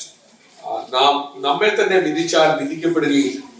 So this is the picture I get in my mind. എന്റെ മനസ്സിൽ എനിക്ക് ലഭിക്കുന്ന ഒരു ചിത്രം ഇങ്ങനെയാണ്: If I'm living faithfully on this earth, ഈ ഭൂമിയിൽ ഞാൻ വിശ്വസ്തയോടെ ജീവിച്ചാൽ, always judging myself, എപ്പോഴും എന്നെ തന്നെ വിധിച്ചുകൊണ്ടിരിക്കുക, never judging other people. മറ്റാരെയും വിധിക്കാതെ എന്നെ തന്നെ വിധിക്കുക. You hear what I said? എന്താണെന്ന് മനസ്സിലായി ഞാൻ പറഞ്ഞത്? Never judging anybody else, മറ്റാരെയും വിധിക്കാതെ, but always judging myself, എപ്പോഴും എന്നെ തന്നെ വിധിച്ചുകൊണ്ടിരിക്കുക, examining my inner life. എന്റെ അകത്തെ ജീവിതത്തെ ശോധന Cleansing. ചെയ്യും. Am I seeking to please men? ഞാൻ മനുഷ്യനെ Am I seeking പ്രസാദിക്കാനാണോ to please God? അതോ ഞാൻ ദൈവത്തെ പ്രസാദിപ്പിക്കുന്നവനാണോ? Am I more worried about my outer life or my inner life? എന്റെ ബാഹ്യ ജീവിതത്തെയാണോ അതോ എന്റെ ആന്തരിക ജീവിതത്തെയാണോ ഞാൻ കൂടുതൽ വിലമതിക്കുന്നത്? Jesus said, you Pharisees, you clean the outside of the cup, the inside is more important. കർത്താവ് പരീശന്മാരോട് പറഞ്ഞ നമുക്കറിയാം, നിങ്ങൾ കിണ്ടികിണ്ടങ്ങളുടെ പുറം വെടിപ്പാകുന്ന അകമോ ദുഷ്ടത നിറഞ്ഞിരിക്കുന്നു. So, if I am faithful in judging myself, ഞാൻ എന്നെ തന്നെ വിധിക്കുന്നതിൽ ഞാൻ വിശ്വസ്തനാണെങ്കിൽ I will not be judged. ഞാൻ വിധിക്കപ്പെടുകയില്ല. So this is the picture I get. ഇതാണ് എനിക്ക് ലഭിക്കുന്ന ചിത്രം. One by one, Christ has come, he's sitting on his throne. കർത്താവ് ന്യായാസനത്തിൽ ഇരിക്കുന്നു. He has come back. കർത്താവ് തിരിച്ചു വന്നു. He's sitting on his throne. കർത്താവ് ന്യായാസനത്തിൽ ഇരിക്കുന്നു. And one by one, he's calling everybody. ഓരോരുത്തരായിട്ട് ദൈവം ഓരോരുത്തരെയും വിളിക്കുന്നു. So many things he's pointing out. See this thing, this thing, this thing, this thing. ഒത്തിരി കാര്യങ്ങള് കർത്താവ് ഇങ്ങനെ നമ്മളെ കാണിച്ചു തരുന്നു. You were trying to please men. നീ ഈ മേഖലകളിൽ മനുഷ്യരെ പ്രസാദിപ്പിക്കാൻ നോക്കി. You didn't forgive somebody. നീ ഇവിടെ ഒരാളെ ക്ഷമിച്ചില്ല. Everybody. ഓരോരുത്തരോടും. And then my turn comes. അപ്പോൾ എന്റെ അടുത്തത് എന്റെ ക്ഷണം. I picture this in my mind. ഞാൻ എന്റെ മനസ്സിൽ ഇങ്ങനെ കാണുകയാണ്. And I stand before the Lord. ഞാൻ കർത്താവിന് മുമ്പിൽ നിൽക്കുന്നു. And the Lord says, I have nothing to say against you. എനിക്ക് നിന്നെ കുറിച്ച് ഒന്നും പറയാനില്ല. Everything's okay. എല്ലാം ഓക്കെയാണ്. Can you imagine how happy I'll be that day? അങ്ങനെയാണ് എന്നെ കുറിച്ച് പറയുന്നതെങ്കിൽ എത്ര സന്തോഷമുള്ളവനായിരിക്കും. It is possible. അത് സാധ്യമാണ്. When the Lord looks at my examination sheet, everything is right, 100%. എന്റെ ആൻസർ പേപ്പറിലെ കർത്താവ് നോക്കിയാൽ എല്ലാം ശരിയാണ്. That's what it says in verse 31. We will not be judged if we judge ourselves now. അതെ, അതാണ് ഇവിടെ 31-ാം വാക്യത്തിൽ പറയുന്നത്. നാം നമ്മെ തന്നെ ഇപ്പൊ വിധിച്ചാൽ അന്ന് നാം വിധിക്കപ്പെടുകയില്ല. That is why for 40 years I have taught in my church, judge yourself now. അതുകൊണ്ടാണ് കഴിഞ്ഞ 40 വർഷമായി ഞാൻ എന്റെ സഭയിൽ പഠിപ്പിച്ചത്, നിങ്ങളെ തന്നെ ഇപ്പോൾ വിധിക്കുക. In front of my table I wrote this for many years. എന്റെ പഠന മുറിയിൽ എന്റെ ടേബിളിന്റെ മുന്നിൽ ഞാൻ ഇങ്ങനെ ഒരു വാക്യം എഴുതി വെച്ചിരുന്നു. My house. എന്റെ വീട്ടില്. The happiest people in the world are those who never judge others and who always judge themselves. ലോകത്തിൽ ഏറ്റവും സന്തുഷ്ടരായ മനുഷ്യര് മറ്റുള്ളവരെ വിധിക്കാതെ തന്നെ വിധിക്കുന്നവരാണ്. I have done that for many years now. അനേക വർഷങ്ങളായി ഞാൻ അത് ചെയ്തു. You know, when I preach a sermon, ഞാൻ ഒരു സന്ദേശം പ്രസംഗിക്കുമ്പോൾ, and I've been preaching for 50 years now, 50 വർഷമായിട്ട് ഞാൻ പ്രസംഗിച്ചുകൊണ്ടിരിക്കുകയാണ്. I go home ഞാൻ വീട്ടിൽ പോയിട്ട് and I judge myself. ഞാൻ എന്നെ തന്നെ വിധിക്കും. Even about a sermon. ഈ പ്രസംഗം പോലും, Lord, did I speak the whole truth? കർത്താവേ, ഞാൻ പൂർണ്ണ സത്യമാണോ പ്രസംഗിച്ചത്? Did I hide something? ഞാൻ എന്തെങ്കിലും മറച്ചു വെച്ചോ? Was I afraid of saying something that somebody get offended? മറ്റാരെങ്കിലും ഞാൻ മുറിപ്പെടുമെന്നുള്ളത് കൊണ്ട് ഞാൻ എന്തെങ്കിലും മറച്ചു വെച്ചോ? Did I say something just to please some rich people sitting there? സഭയിലിരിക്കുന്ന ചില സമ്പന്നരായ ചിലരെ പ്രസാദിപ്പിക്കേണ്ടതിന് വേണ്ടി ഞാൻ എന്തെങ്കിലും പറഞ്ഞു? Did I show any partiality? ഞാൻ ആരോടെങ്കിലും മുഖപക്ഷം കാണിച്ചു?